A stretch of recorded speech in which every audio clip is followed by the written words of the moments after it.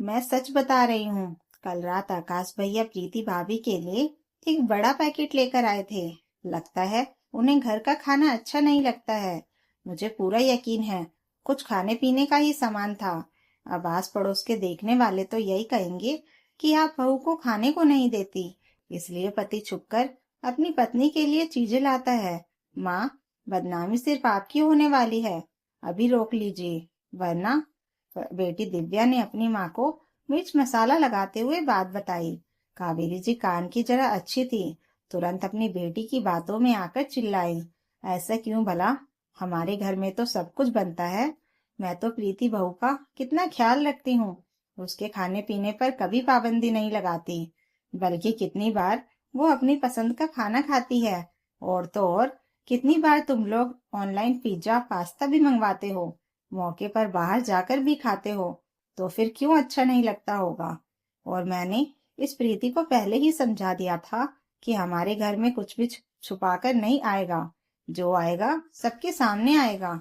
फिर भी उसने ऐसी हरकत की, मेरे बेटे को बगलाने की कोशिश की।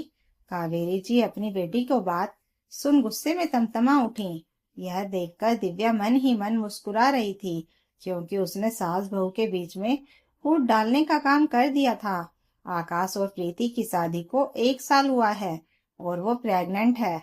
अब आए दिन उसका मन कभी खट्टा तीखा तो कभी मीठा खाने को करता। कभी कभी खुद का बनाया खाना भी उसे पसंद नहीं आता, तो दही अचार से रोटी खाकर भी संतुष्ट हो जाती थी, तो कभी पूरी हलवा से ही खाती थी। उसकी इसी परेशानी का फायदा उठाकर दिव्या ने उसके खिलाफ अपनी माँ के कान भर दिए। क्यों, किस लिए जानते हैं? कुछ दिन पहले दिव्या अपनी भाभी के कमरे में पहुंची। भाभी, क्या मुझे अपनी घड़ी दे सकती हैं? मुझे कॉलेज जाना है, शाम को लौटा दूंगी। प्रीति एक बहुत ही समझदार और व्यवहारिक लड़की थी। उसने अपनी ननद को बड़े प्यार से कहा, दिव्या, बुरा मत मानना, वो घड़ी मेरी मौसी अमेरिका से लाई थी और मुझे बहुत पसंद भी है। वो मैं तुम्हें नहीं दे सकती, तुम चाहो तो कुछ और मांग लो। दिव्या बोली, भाभी, 2 कौड़ी की घड़ी मांगी थी, वो भी मना कर दिया। अब कुछ और क्या मांगू? अभी आपकी साड़ी मांगूंगी तो कहेंगी बुआ की साड़ी है। पर्स मांगूंगी तो कहेंगी दीदी ने दिया है। क्या मुझे ममता समझ रखा है? मैंने तो आपको अपना समझकर मांगा था, मगर आपका दिल तो बहुत छोटा निकला। प्रीति बोली, ऐसा मत कहो दिव्या, पिछली बार मैंने तुम्हें लहंगा दिया था, तुमने पार्टी में खाने पीने के दाग लगाकर खराब कर दिया। उसके बावजूद भी मैंने अपनी सबसे सुंदर सैंडल दी थी, वो भी तुमने तोड़कर ले आई थी। तब भी मैंने कुछ नहीं कहा था। वो घड़ी मेरी मौसी की है, इसलिए तुम चाहो तो शाम को अपने भैया के संग जाकर अपने लिए पसंद से सुंदर सी घड़ी ले लो। हद होती है भाभी, घर में चीज रखी है, वो तो दे नहीं सकती, भैया के नाम का एहसान जताती हैं। जाइए, मुझे नहीं चाहिए आपकी घड़ी। मुझे तो पहले ही पता था आपको मुझसे कुछ लेना देना नहीं। आपको तो बस भैया प्यारे हैं, हम लोग आपके अपने थोड़ी ना हैं। ये बोलकर दिव्या दरवाजा पटक कर अपने कमरे में चली गई।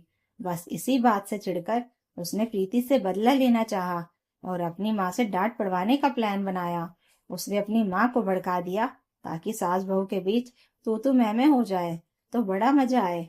गुस्से से कावेरी जी प्रीति के कमरे में पहुंची तो देखा एक डिब्बा पलंग के सिरहाने रखा हुआ था, जिसे देख उनका शक यकीन में बदल गया कि आकाश प्रीति के लिए छुपाकर कुछ खाने का सामान लाया था।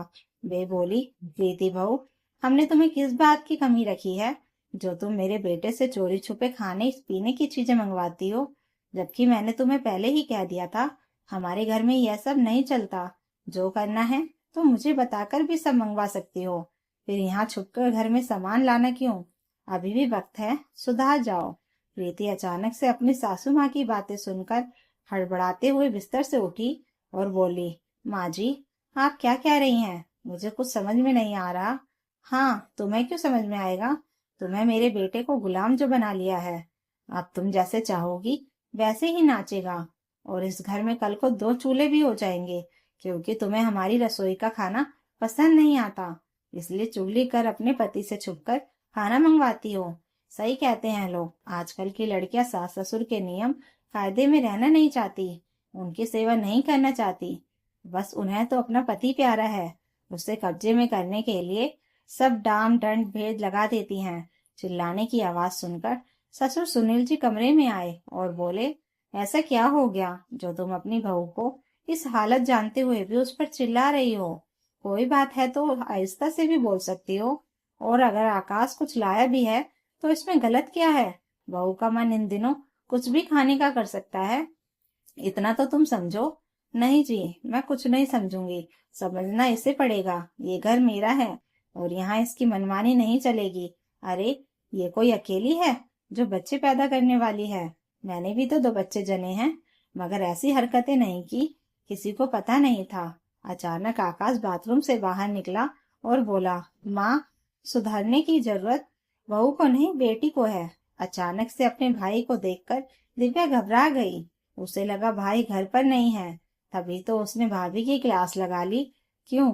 गलती तो बहू की है, बेटी को क्यों कुछ बोलना? आकाश बोला, माँ, आप तो जानती हैं प्रीति को कभी भी ऐसी डिकारे और उल्टियां हो जाती हैं। कल रात को खाना खाने के बाद उसे उल्टियां हो गई, फिर भी वो चुपचाप सोने की कोशिश करने लगी। अचानक बोली, कुछ मीठा मिल जाता तो मुंह का स्वाद ठीक हो जाता। मैंने सोचा आपको जगाकर आटे का हलवा बनवा लूं, पर देखा आप सो रही थी, इसलिए मैं खुद उसके लिए गाजर का हलवा बाजार से ले आया। और जब इसे खिलाने लगा तो कहने लगी, नहीं, माँ जी को यह बिल्कुल पसंद नहीं आएगा कि मैं अकेले चुपचाप कुछ खाऊं। वो मेरे लिए कितना कुछ बनाती हैं, मेरा बहुत ध्यान रखती हैं। मैं उनका दिल नहीं दुखाऊंगी। आप ये हलवा रख दीजिए, कल सुबह हम सब मिलकर खाएंगे। मेरे लिए ठंडा दूध ला दीजिए, वही पी लूंगी। इसलिए वो बंद डिब्बा ऐसे का ऐसा ही रखा है। शायद आपकी लाडली बिटिया ने मुझे बाजार से आते हुए देख लिया, इसलिए आपके कान भरकर यह बखेड़ा खड़ा कर दिया। आप दोनों के बीच गलतफहमी फैलाकर अपनी भाभी को डांट पड़वाने की कोशिश कर रही थी, जो कि सरासर गलत है। पिछली बार भी आपको सम्मान ना देने की बात पर कितना भड़काया था, तब भी आपने प्रीति को ना जाने क्या क्या नहीं सुनाया। प्रीति ने मुझे इसकी हर हरकत के बारे में बताया है, पर हम इसकी हर गलती को नादानी समझकर माफ कर देते हैं। अब आप ही फैसला कीजिए किसका क्या करना है, वरना सच में गलतफहमियों के बीच कलिया आपके घर में 2 चूल्हे करवा देगी। कावेरी जी ने बेटी दिव्या को एक जोरदार थप्पड़ जड़ने ही वाली थी कि प्रीति ने उन्हें रोक लिया, मगर गुस्से से बोली, कॉलेज का आखिरी साल है, पढ़ाई पर ध्यान दो और अपने पैरों पर खड़े होने की सोचो। ऐसे घर में कलह मचाकर बुरी ननद बनने से अच्छा है कि एक अच्छा इंसान बनो। आइंदा बिना सोचे समझे अपनी भाभी के बारे में बोला तो मुझसे कोई बुरा नहीं होगा। दिव्या ने भी अपनी भाभी भैया से माफी मांगी और कहा, आगे से इस तरह की कोई गलती नहीं होगी। प्रीति ने उसके आंसू पोंछे और बोली, अगर तुम्हारा होने वाला भतीजा भतीजी अपनी बुआ को ऐसे रोते हुए देखेगा तो रूठ जाएगा, इसलिए मुस्कुराओ। और यह लो, मैंने तुम्हारे लिए अपनी घड़ी से भी सुंदर घड़ी मंगवाई है। यह देखकर दिव्या को बहुत आत्मज्ञान हुआ और तुरंत अपनी भाभी के गले मिलकर सारे गिले शिकवे दूर कर लिए। तो दोस्तों, कहानी अच्छी लगी हो तो लाइक कीजिए, कमेंट कीजिए और हाई बटन दबाकर हमें और कहानियां लाने के लिए मोटिवेशन दीजिए और चैनल को सब्सक्राइब जरूर कर लीजिएगा। Thank you for watching.